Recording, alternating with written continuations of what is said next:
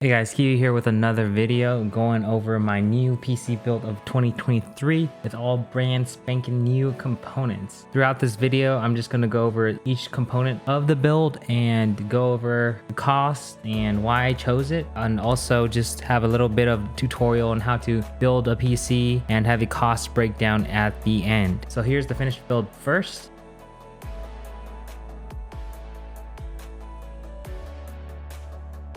First things first, let's go with the case, and I chose the NZXT H7 Flow because I previously had an H500 which I liked, and I thought the H7 Flow was good because of its price point and good thermal performance. I'll put the links of the videos I used as reference down below. The case itself is pretty huge, and you can also remove the sides without any tools. It's just a click in, which is really nice. I thought that these SSD holders would be able to be removed. As the H500 case, you can like squeeze it with a little bit of pressure to pop them off, but this one is more screw in. Case management is not too bad in this case because of the wire holders and all these little nooks for cable ties. It came with two NZXT fans which are white, so that reduces the amount of fans you need to buy. As you can see, there is a lot of ventilation. You can install one fan in the back, 3 on top, and 3 in the front, so there is a lot of airflow going on and a lot of space to work with. My hand for size reference. It gives you a bunch of screws that you might need for your build, and also another SSD holder. Next up is the motherboard. I chose the MSI Z690 motherboard because it was the only DDR5 motherboard that was like reasonably priced at the time, since everything was skyrocketing. I've had experience using an MSI motherboard before, so I know it's like relatively easy to set up BIOS and like overclock without any effort. And also the Dragon, it looks beautiful. As you can see, it came with a lot of stickers. It came with extra cables, and it even came with a USB and this what is that, like brush, just in case you need to brush your keyboard. I'm not sure what that brush is for. I like that. I liked how it came with tools as well. It has 3 slots for M.2 SSDs. I'm not going to use that many, but I do enjoy having the option to have super fast storage, and the Dragon logo lights up, which is super nice. It also came included with Wi-Fi and Bluetooth, so I don't have to buy another card for it.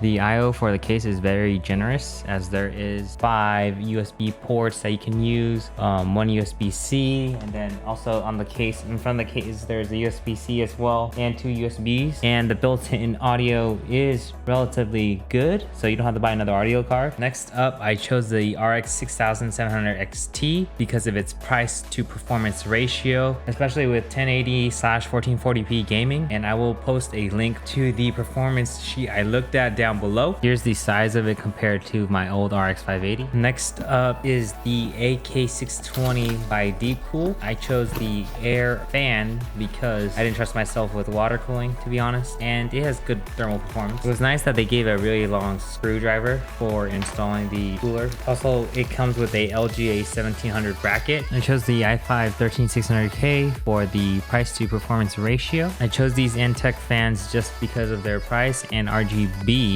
Also, the fact that you can just daisy chain them. I chose DDR5 RAM because of its speed, and the price was comparable to DDR4 RAM of similar speed.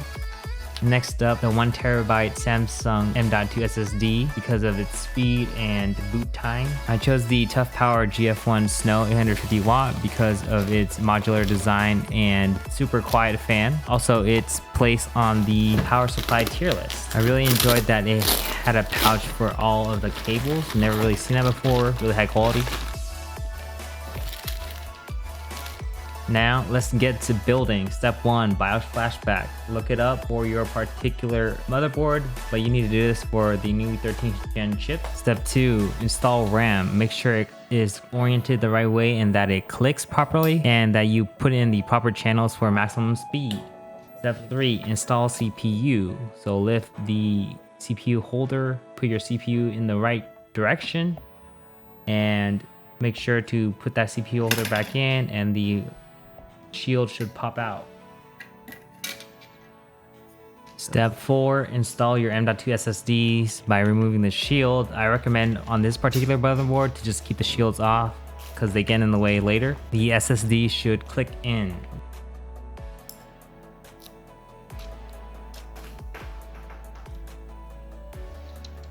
Step 5, time to install the cooler. Make sure your bracket is clicked out for the LGA 1700 orientation.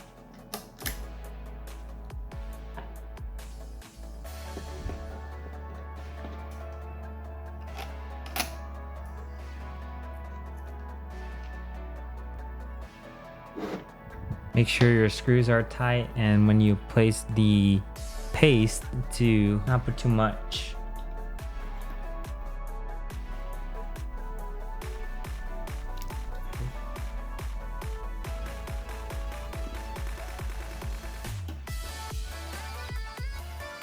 Don't make this mistake. Don't install your GPU first, because nowadays they're huge and it won't fit properly into the case.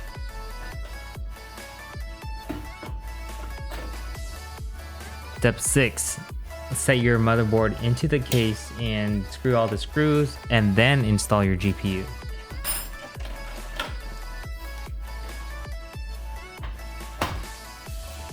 Step 8, install your PSU. Make sure the cables are correctly connected. Step 9 would be to connect all the cables that haven't been connected in the board yet. I definitely recommend you use the motherboard paperwork and diagram. It tells you exactly what is everything on the board. Step 10 would be to make sure it boots, and make sure to have a Windows installation media via USB. Then you can install Windows through that and just follow the setup guide.